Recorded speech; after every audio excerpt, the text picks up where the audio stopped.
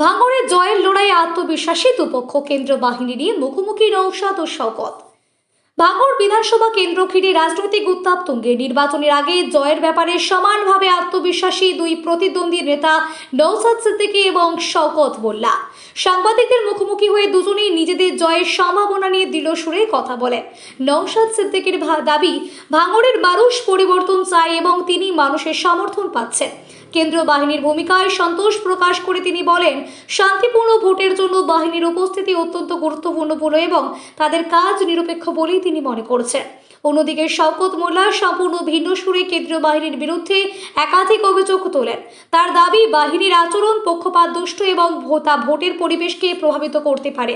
তিনি অভিযোগ করেন, সাধারণ ভোটারদেরকে সঙ্গে বাহিনীর ব্যবহার নিয়েও প্রশ্ন উঠছে। দুই নেতার এই পরস্পর বিরোধী বক্তব্য ভাঙড়ের নির্বাচনী লড়াইকে আরও উত্তপ্ত করে তুলেছে। এখন দেখার শেষ পর্যন্ত ভাঙড়ের মানুষ কার ওপর আস্থা রাখেন। তার নিজের ইচ্ছা মতো তার মতদান দিয়েছে। সব মিলিয়ে তৃণমূল কংগ্রেস জিতবে, এটা আমি 100% মনে করি। যেভাবে আর্মি সাজোয়াগাড়ি থেকে শুরু করে সেন্ট্রাল ফোর্সের যে কাজকর্ম কি বলবেন, যেভাবে ওরা এবার গভর্নমেন্ট দেখুন, এটা ইলেকশন হয়নি, এটা ধরে নিতে পারে পাকিস্তান আর ইন্ডিয়ার যুদ্ধ হয়েছে একরকম। মানে যেভাবে সেন্ট্রাল ফোর্সরা তাদের সাজোয়াগাড়ি থেকে শুরু করে সবকিছু এখানে নিয়ে চলে এসছে, শুধু খালি যুদ্ধ বিমানটা আনলেই এটা পরিপূর্ণ হয়ে যেত। এবং যেভাবে সেন্ট্রাল ফোর্সরা গতকাল থেকে সাঁড়াশি আক্রমণ চালিয়েছে, যেটা ইলেকশনে কখনো এই ধরনের আক্রমণ কখনো কোনো রাজনৈতিক দলের উপরে হয় না, যেটা তৃণমূল কংগ্রেসের উপর হয়েছে। সব মিলিয়ে আমরা যারা তৃণমূল কংগ্রেস করি, আমরা মনে করি যে সেন্ট্রাল ইলেকশন কমিশন একতরফা মনোভাব নিয়ে তারা কাজ করেছে এবং বিজেপিকে জেতানোর চেষ্টা করেছে, কিন্তু খুব বেশি লাভ হবে না। মমতা বন্দ্যোপাধ্যায় চতুর্থবারের জন্য মুখ্যমন্ত্রী হবেন, শুধু সময় লাগবে।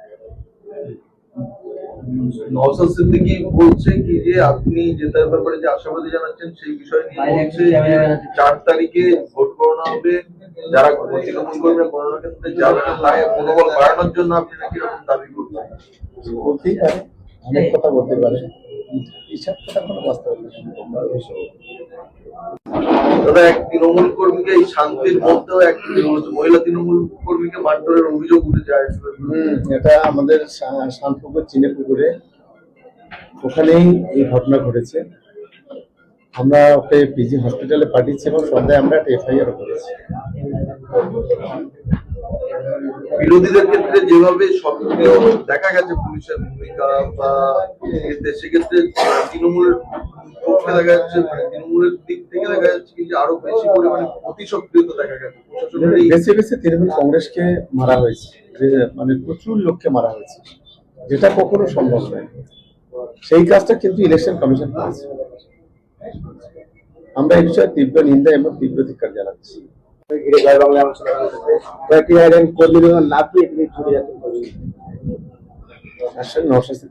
পাগল হয়ে গেছে।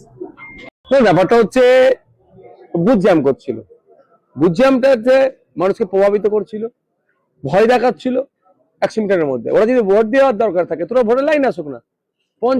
একজন পঞ্চায়েতের সদস্য ওর নেতৃত্ব হচ্ছিল। প্রথম যখন আমি ভোট ওই বুথে যাই, পরিদর্শনে যাই, তখন বলে গেলাম, পুলিশ তাকে সরিয়ে দিল।